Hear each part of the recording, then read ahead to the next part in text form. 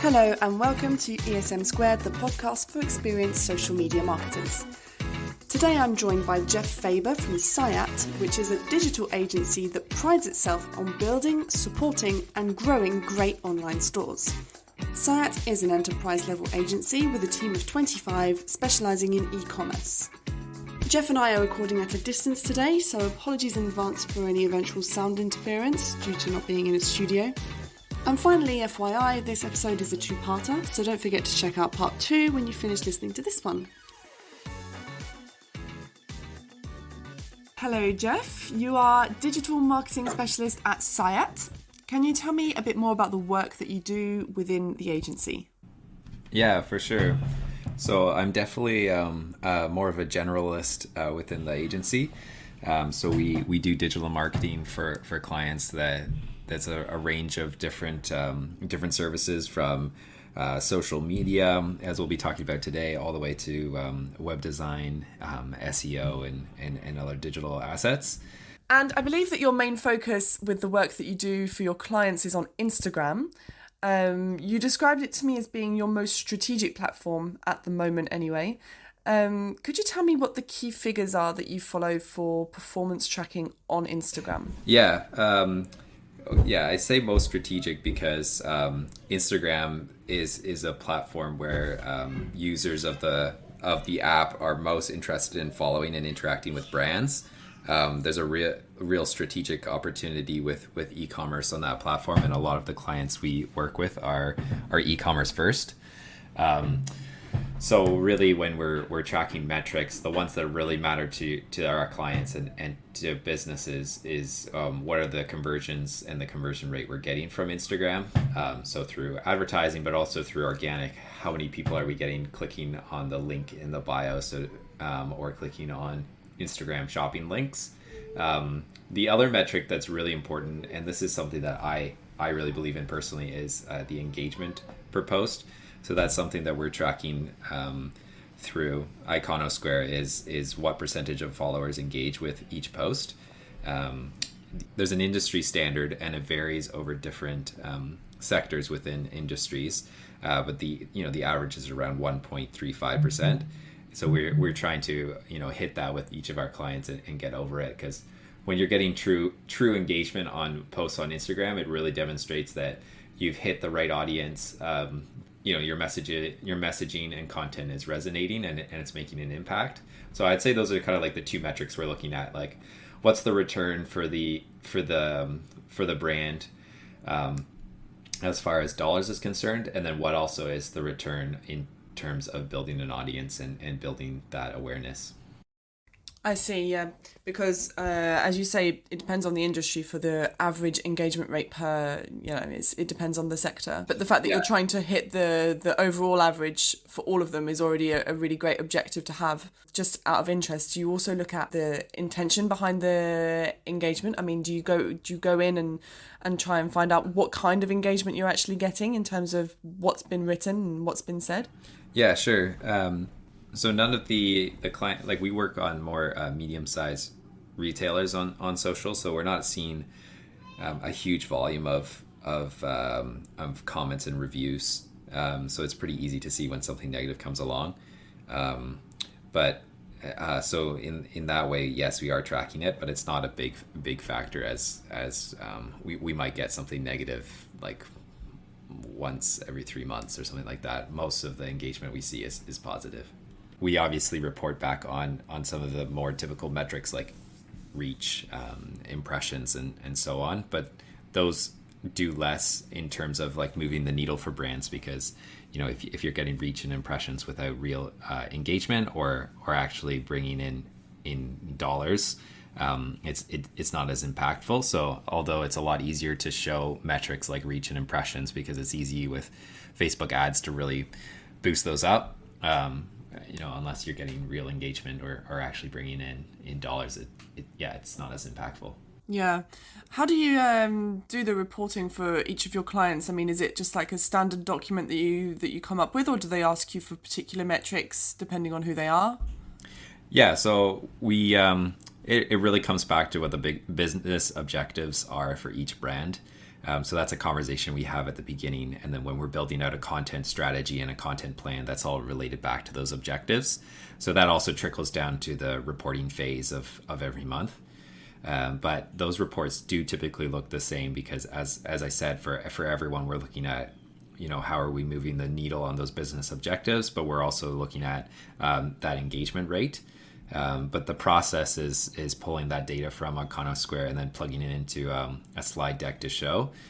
So we'll always have a section there to give everybody a brief overview. Okay, so in this month, here are the 3 most important metrics that we are looking at, and this is what we saw.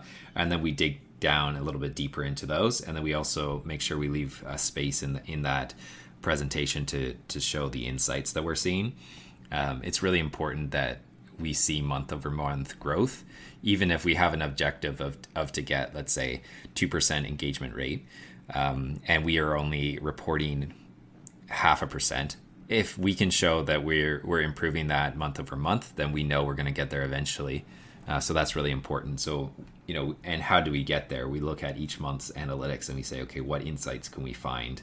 There might have been 2 or 3 posts that did super well for that month. So what is it about those posts that did well, and how do we replicate that in the months ahead? So we're always bringing metrics up and reporting growth.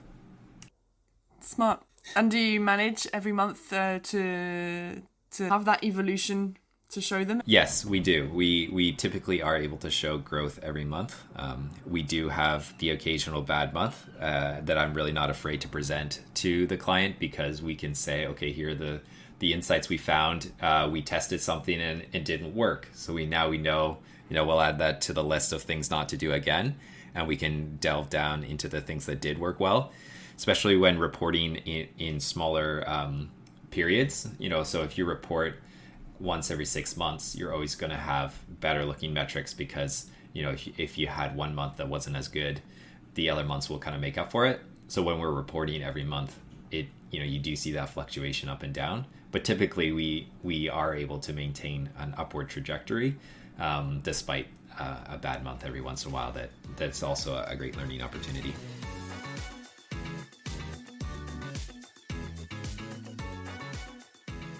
How about the other social networks that you work on? I guess it's not purely Instagram.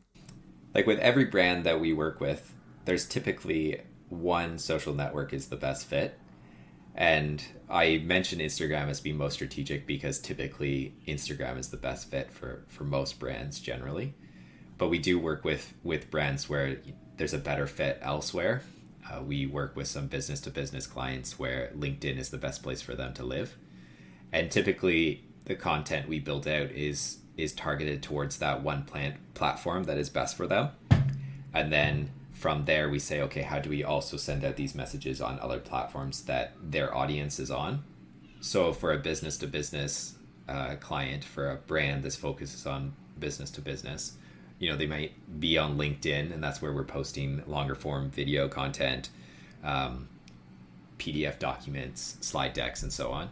But we also know if that demographic is also on Instagram or Facebook, which they likely are, how do we also send those messages on those platforms? So for example, on one client that's business to business, we're posting videos on LinkedIn. We're taking those same videos, we're cutting them up into 15, 30, 60-second clips, and then posting them on Instagram as well.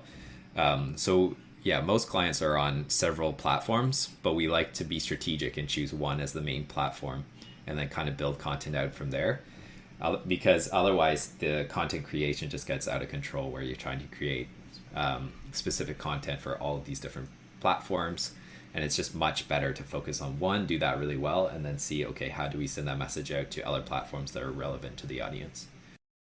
Yeah, all with keeping a presence on the other platforms, but really focusing the content efforts on the one platform, right? Yeah. That being said, I don't think it's true that everyone should be everywhere. If there is a platform that you're on that the content you're posting there isn't relevant to that platform, it will create like a negative feedback for you, because people see that on that platform. You say, like, you're obviously not really part of this community. A big pet peeve of mine is when people post Instagram or Facebook posts and simply reshare them on Twitter, because Twitter has a very specific requirement for images and video resolution. So you can spot it right away when, you know, like a square image has been reshared to Twitter. It's not you're not part of that Twitter community. You're just posting because you can also post on Twitter. So yeah, you know, it's important for brands to have a presence on platforms that are relevant, but you have to be willing to be a part of that community, because every platform has a very specific community. And that's why, as I said, each brand's going to have one platform that's most strategic to them. You know, like LinkedIn is known for people wanting to hear about work. They don't want to see things that are popular on something like a TikTok or Instagram stories. That, you know, we're spending time on LinkedIn because we want to hear more about business and hear those more professional stories. So it's really important, yes, to have a presence on platforms that are relevant to your audience, but to make sure you're being a part of that community and not just posting for the sake of posting because you can. So important, yeah, to adapt the content to the platform that you're on and to the audience that you're targeting. And oh my goodness, I completely feel you on the pet peeve about the reposting the same content on a different platform just so you can say, oh, I've posted. Yeah, because if you look at it, you know, you can look at the insights into what demographic is on each platform, and if you're posting the wrong content, it's a big issue. And there's also there's a feeling on each platform. Instagram, people are happy to follow brands. They're interested in hearing from brands. The platform is people describe it as the experience as being, you know, inspiring. People are going to Instagram to see new things, to be inspired. But a platform like Twitter, it's about like what's happening right now. It's about, you know, being in the moment, like what's going on right now. So if you have, exactly what we're just saying. If you have content, you know, you've scheduled 3 months ahead of time and you're posting that to Twitter, it's not going to be relevant in 3 months, and it's going to fall flat. So you have to be aware, you know, who's on these platforms and how do we use them properly.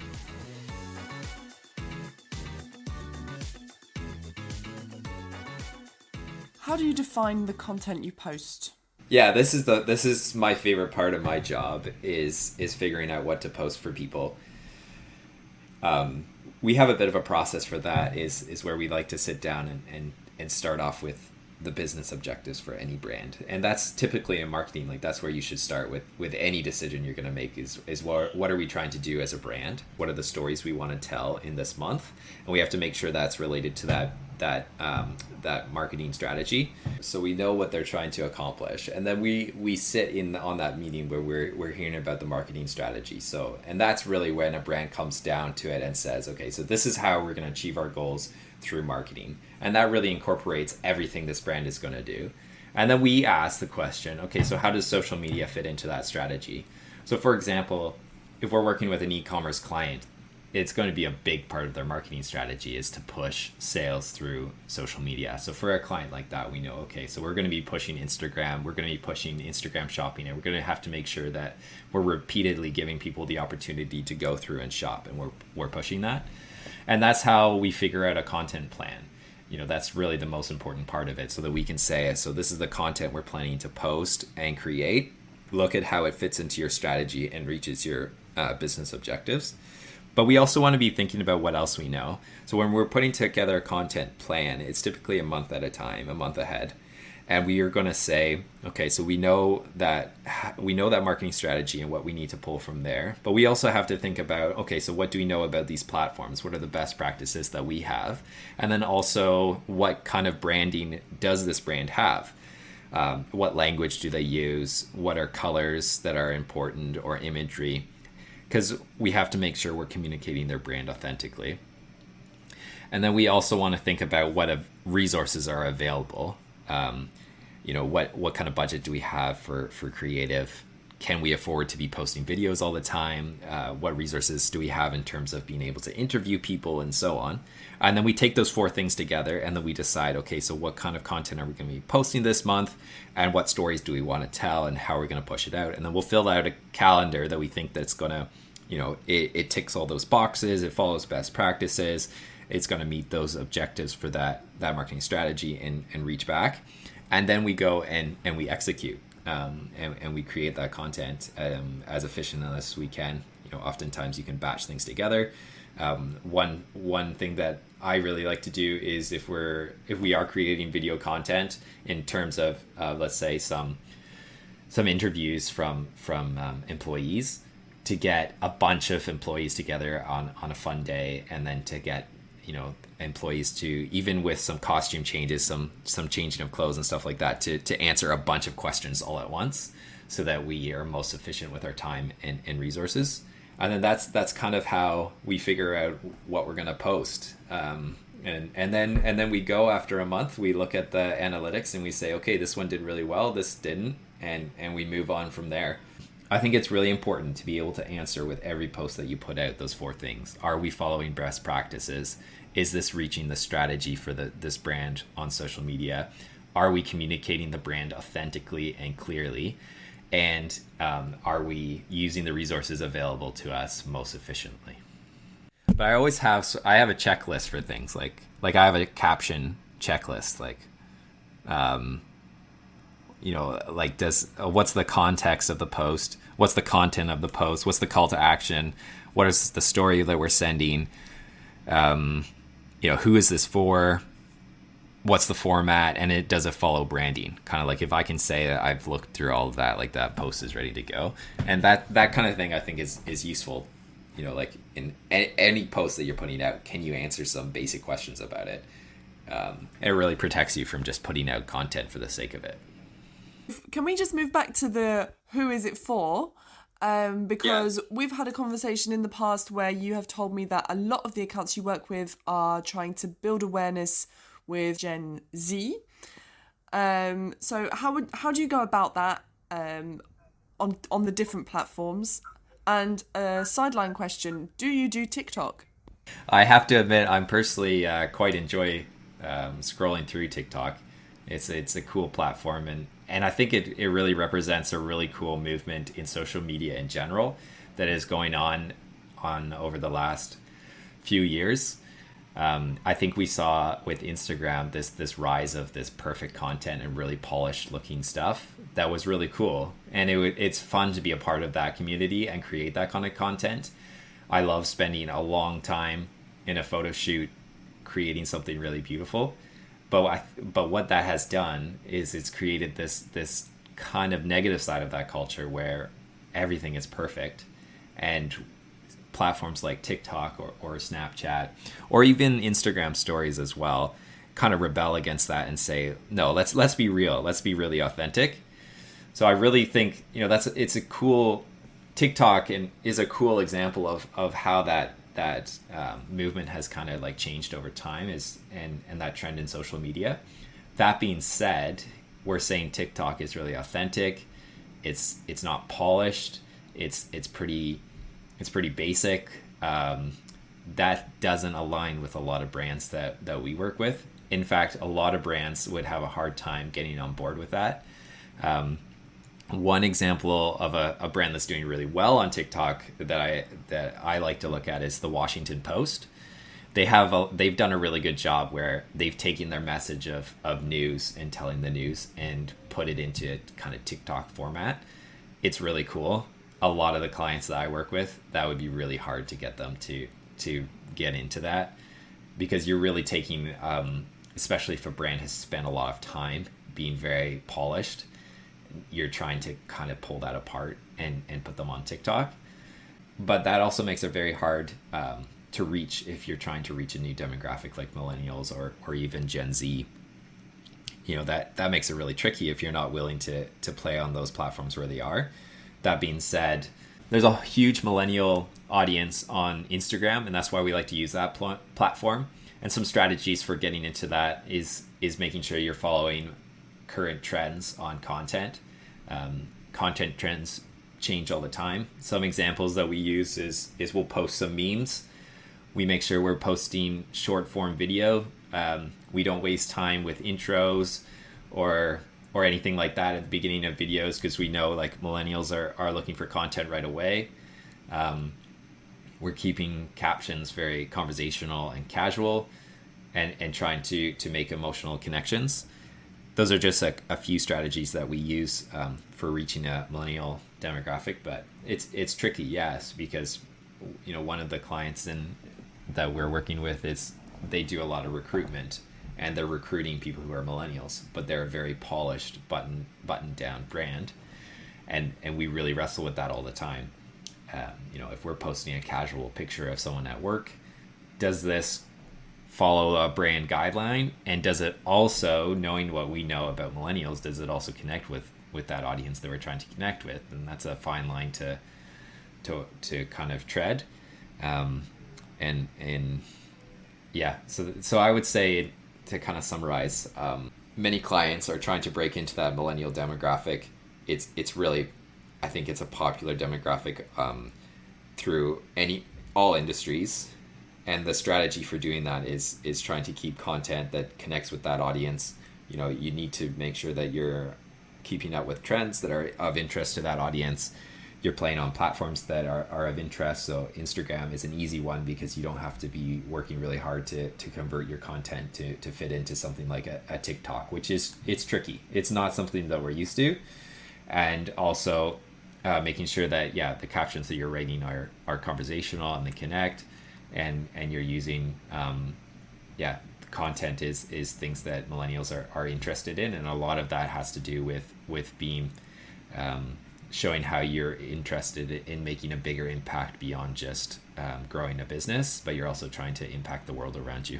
Yeah, the emotional thing is a real game changer for the younger audiences, definitely. The memes thing, I love that on social media, like big memes fan here. I think it's great. Yeah. So it's great that you guys do that.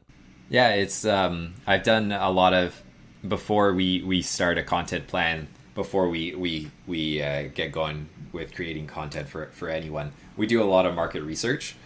And in doing that, I've learned from some really big accounts that put out really polished videos and really great photos, the memes actually do the best, because they really connect with people. And that's just like such an insight that everybody should be making sure to be fun and connect with people on social. I mean, honestly, even if you're not on social media for that reason, if you see something that makes you laugh, I mean, it's just instinctive, isn't it? I mean, it's just something that humans enjoy. So it really just makes so much sense. It's pretty clear when brands look like they're trying too hard to be cool and to fit in. And that's really bad for you too. If you're trying to fit in with the millennial audience and your content, it looks too like you're trying too hard, then that has a negative effect too. So it's tricky. It's breaking into new audiences on social media is a difficult. It's challenging. Actually, for TikTok, I was speaking to one of my colleagues the other day, Trevor, who's in charge of the customer support here. And he is a big TikToker, like he's got 1,000 followers. He was telling me that the way to break through on TikTok now, like in 2020, because we're already quite late in the game, is to really find a niche and do a series of videos, like make your account all about one certain type of video which people will come back for, and not try and follow all of the trends and do everything. Just choose one thing that you do it really well. Those were his tips anyway. Yeah, no, that is a great strategy, and using TikTok, I've definitely seen people be successful in that way, like using that strategy, because of the way the algorithm works. If your account has one focus, then the algorithm will kind of reward you and send that to people who have that same interest, and then your content will keep showing up and really connect. So that is a good strategy. That's the end of part 1 of this episode with Geoff from digital agency Syatt. In part 2, Geoff and I chat about a great Facebook ads project he worked on that had some really incredible results, and he shares some valuable tips from that. He also explains to me how he dealt with a social media flop. We also go over the content not to post if you're a brand, and Geoff shares an educated theory with me on how the Instagram algorithm works, and also where he gets all of his content inspiration. So I hope to see you tuning in to part 2.